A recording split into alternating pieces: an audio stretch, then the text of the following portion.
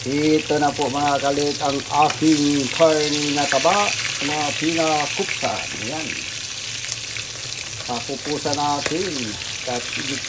Tatanggalin ko lang siya ng mga kalit. Yung kanyang mantika. Ayan. Napakarami yung mantika. Sarili niya yung mantika. Ayan. Tingnan mo kung gaano kadami yung mantika niya mga kalit. So, yung iba na golden brown na. Sarap yan mga kalit. Sobrang sarap yan. Pangpulutan.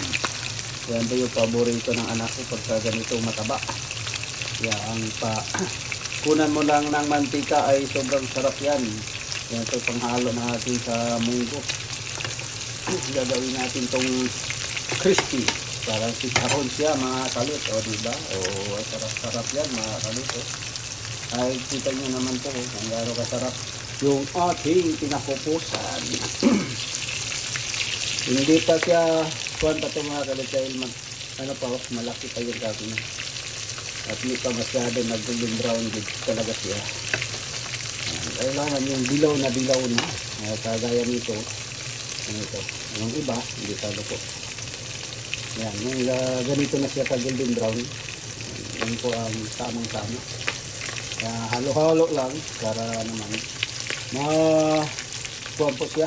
Mawala ko yung napakaraming mantika. Sobrang dami talaga ng mantika niya mga kalito. Hindi ko nilagyan ng mantika yan.